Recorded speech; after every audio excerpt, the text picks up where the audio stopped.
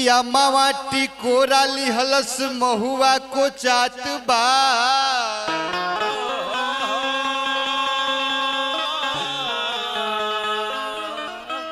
सैया गोविंद तोहरा कुछ ना बुझात बा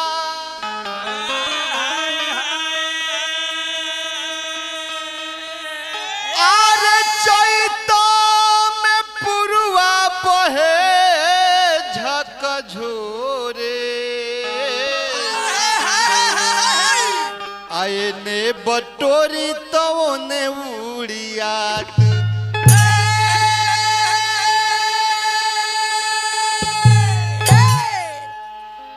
कहतड़ी बिरहन अपना पति के वियोग में अरे कोई लकाता सेरुआ के पापा कोई लकाता सेरुआ के पापा कोई लकाता सेरुआ के पापा कोई लकाता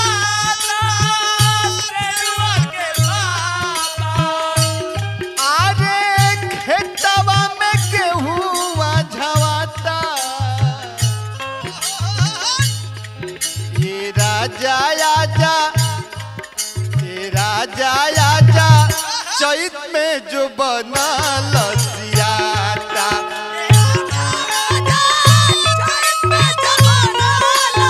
ये राजा आजा चैत में जो बना लसियाता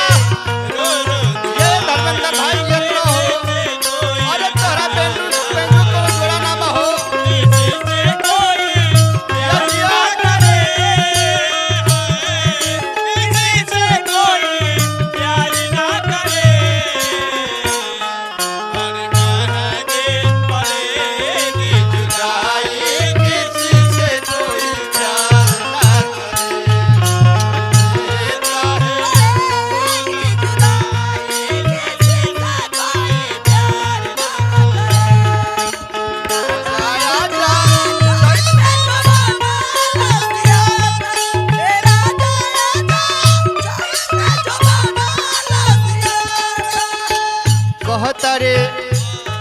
के राजा यदि ना आइबत के संहारी कैसे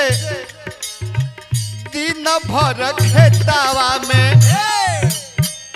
करिला कटनिया रतियों में से जिया पर आवे नहीं नीनिया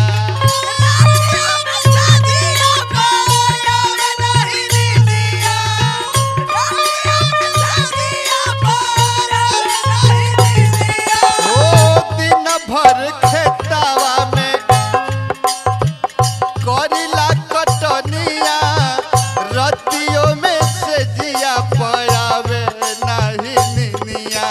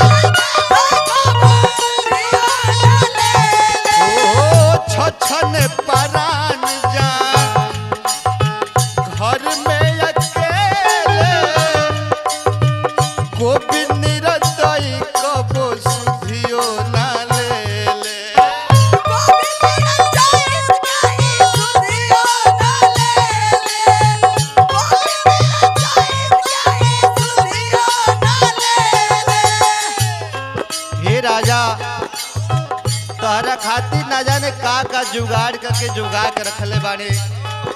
और तोहरा कोनो चिंता ना बा कहता रे